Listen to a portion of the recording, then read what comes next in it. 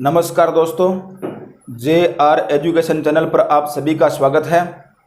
हम राजस्थान भूगोल की क्लास में राजस्थान के अपवाह तंत्र के बारे में पढ़ रहे थे और अपवाह तंत्र के अंतर्गत हमने बंगाल की खाड़ी के अपवाह तंत्र में चंबल नदी की सहायक नदियों का अध्ययन किया था।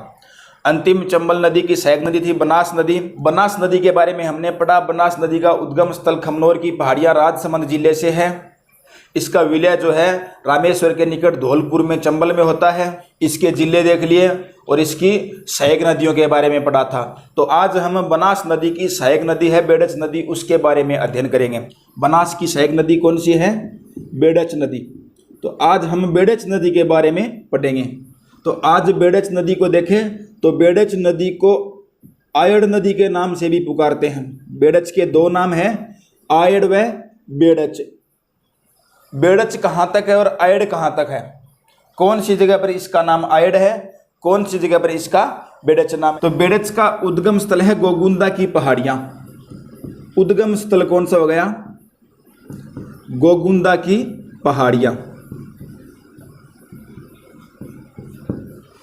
अब यह गोगुंदा की पहाड़ियों से निकलकर उदय सागर झील की तरफ आती है।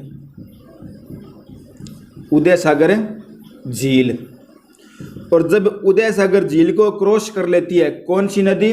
ये बेड़च या आयड़ नदी। तो पहले तो इसका नाम आयड़ होता है। गोगुंदा की पहाड़ियों से जब ये नदी निकलती है तब तो इसका नाम आयड़ होता है। कुछ दूर चलने के बाद ये उदय सागर झील के पास पहुंचती है और उदय सागर झील के बाद इसका नाम हो जाता है बेड़च। लंबी दूरी पर इसका नाम बेड़च है, कम दूरी पर इसका नाम आयड़ है। आयड़ या बेड़च नदी का उद्गम स्थल उदयपुर गोगुंदा की पहाड़ियाँ हो गया। उदय सागर झील से निकलने के बाद इस नदी का नाम बेड़च है और गोगुंदा की पहाड़ियाँ में उदय सागर झील के बीच इस नदी का नाम है आयड़ नदी है। इसका विलय होता है बनास नदी में। बनास की सहायक नदी है। विलय होता है बनास नदी में। विलय कौन सी नदी में होता है? बनास में। कहाँ पर? बिगोद में। बिगोद कहाँ है? भीलवाड़ा में। तो बेड़च नदी का विलय हो गया बनास नदी में, बिगोद के पास भीलवाड़ा जिले में। ये बेड़च या आयड़ नदी। आयड़ नदी का उद्गम स्थल गोगुंदा की पहाड़ियाँ उदय सागर झील से निकलने के बाद इस नदी का नाम बेड़च और इसका अंत में विलय होता है बनास नदी में, बिगोद भीलवाड़ा में। इसके जिले कौन कौन से हो गए? जिले कौन कौन से जिलों से ये प्रवाहित होती है? कोई भी नदी पढ़े, एक तो उद्गम स्थल, एक उसका विलय, उसकी सहायक नदियाँ कौन सी है और कौन से जिलों में प्रवाहित होती है, मुख्य तौर पर उस पर कौन से बांध बने हुए, कौन सा प्रपात बना है। ये इतनी चीज़ें एक नदी के बारे में मुख्यतः होती है। जिले हो गए, एक तो उदयपुर, दूसरा है चित्तौड़गढ़ और तीसरा हो गया भीलवाड़ा। 3 जिले इस नदी पर। यह नदी कितने जिलों से होकर गुजरती है? उदयपुर, चित्तौड़गढ़, भीलवाड़ा, 3 जिले। कितने जिले? 3 जिले। कौन कौन से? उदयपुर, चित्तौड़गढ़ और भीलवाड़ा। कौन सी नदी गुजरती है? बेड़च नदी। बांध बना हुआ है गोसुंडा बांध। गोसुंडा या गोसुंडी बांध दोनों है। कहाँ पर? चित्तौड़गढ़ में।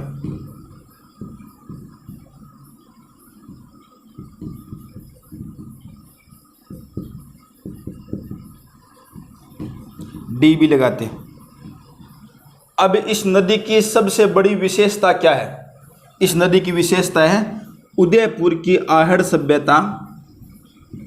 उदयपुर की आहड़ सभ्यता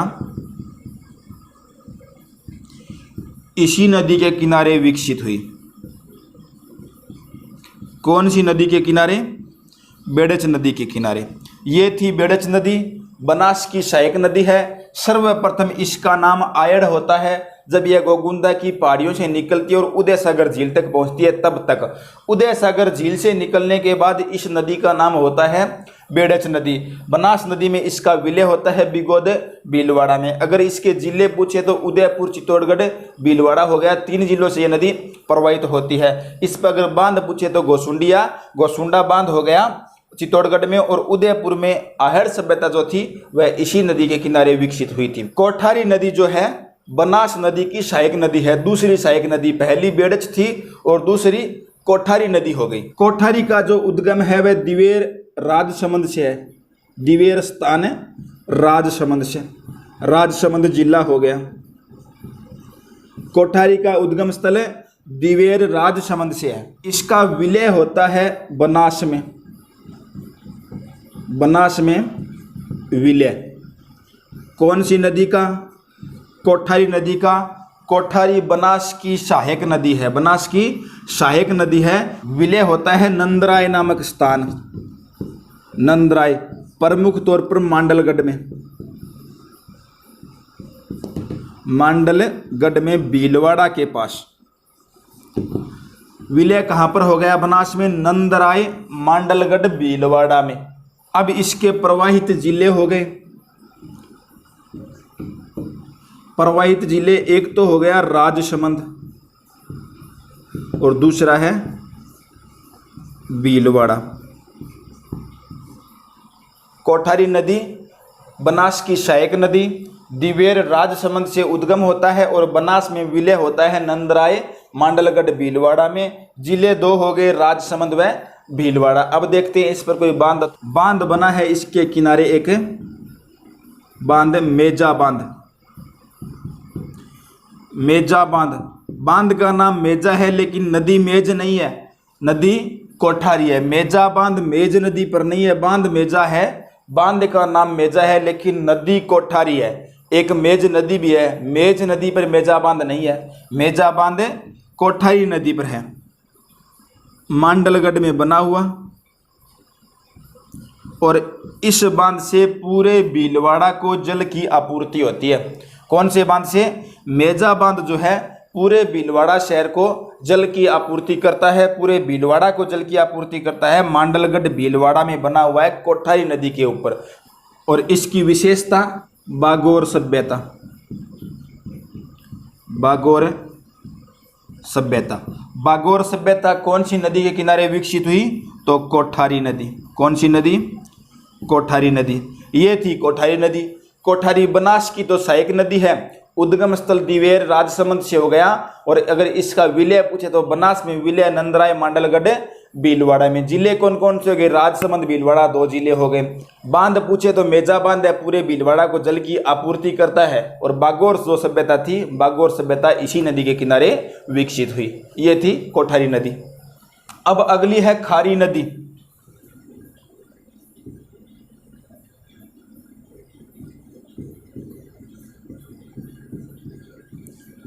खारी नदी।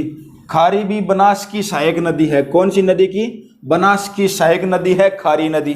तो खारी नदी बनास की सहायक नदी हो गई। इसका उद्गम स्थल है, उद्गम है बिजराल की पहाड़ियां, बिजराल पहाड़ियां। कहाँ पर है? राजसमंद में, राजसमंद में। कौन सी नदी? खारी नदी, बनास की सहायक नदी। उद्गम स्थल बिजराल की पहाड़ियाँ, राजसमंद जिले में। विलय कौन सी नदी में होता है? विलय होता है बनास में। कौन सी में? बनास में। कहाँ पर है? टोंक जिले में। कहाँ पर है? टोंक जिले में। अगर इसके प्रवाहित जिले पूछे तो प्रवाहित जिले हो गए अभी रटो, अभी रटो। अभी का हो गया अजमेर, इसका हो गया भीलवाड़ा, इसका हो गया राजसमंद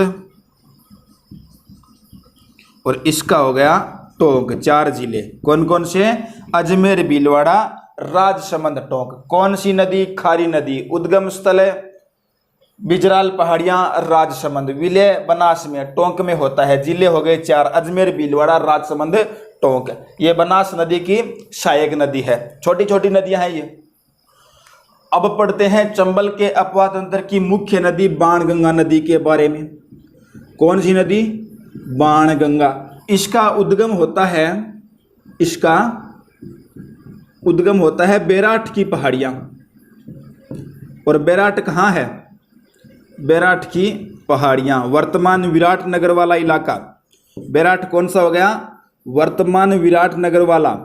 वर्तमान विराटनगर कहाँ पर है? जयपुर में। तो इसका उद्गम स्थल है जयपुर जिले के बैराठ की पहाड़ियाँ। बैराठ की पहाड़ियाँ जयपुर से इसका उद्गम स्थल हो गया बाणगंगा नदी का। और बाणगंगा नदी बंगाल की खाड़ी के अपवाह तंत्र की मुख्य नदी है। इसका विलय होता है यमुना में। विलय कहाँ होता है? यमुना में। यमुना राजस्थान की है नहीं, फतेहाबाद में। फतेहाबाद कहाँ पर है? आगरा में। और आगरा कहाँ हो गया?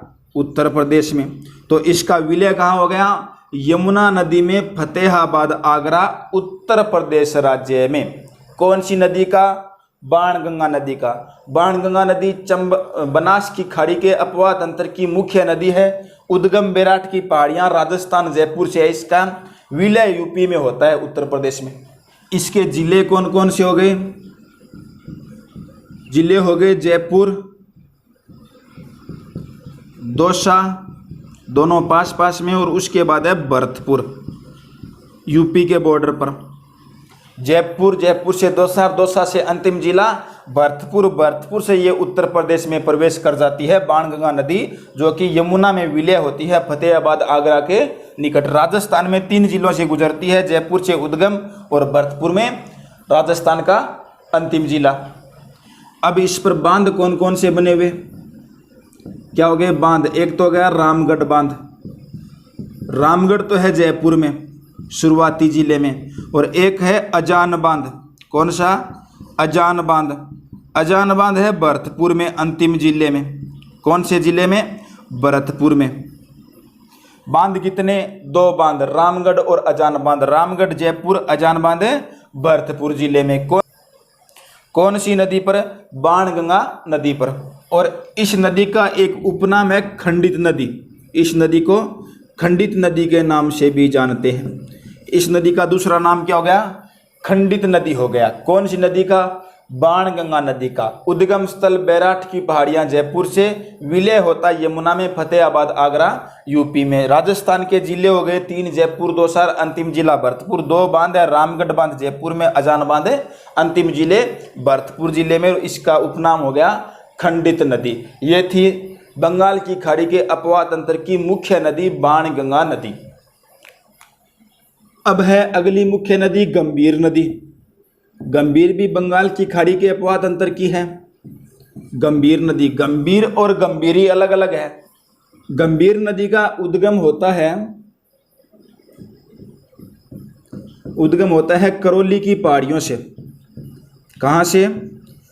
करौली की पहाड़ियाँ।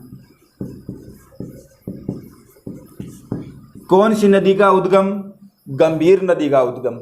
गंभीर नदी बंगाल की खाड़ी के अपवाह तंत्र की मुख्य नदी है। बंगाल की खाड़ी के अपवाह तंत्र में हमने चंबल, बाणगंगा और तीसरी नदी गंभीर नदी के बारे में पढ़ रहे हैं। गंभीर नदी का उद्गम करौली की पहाड़ियों से हो गया और इसका विलय होता है यमुना में। इसका विलय भी यमुना में। बाणगंगा का भी विलय यमुना में है। फतेहाबाद, आगरा, यूपी में, इसका विलय भी होता है यमुना में। मैनपुरी, और मैनपुरी भी कहाँ है?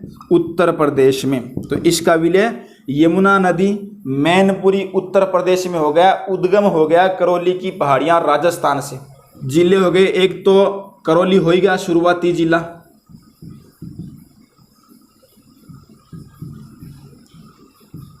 करौली, दूसरा भरतपुर और अंतिम में धौलपुर जिला। कितने जिले? 3 जिले। 3 जिलों से कौन सी नदी गुजरती? गंभीर नदी प्रवाहित होती। करौली, भरतपुर, धौलपुर।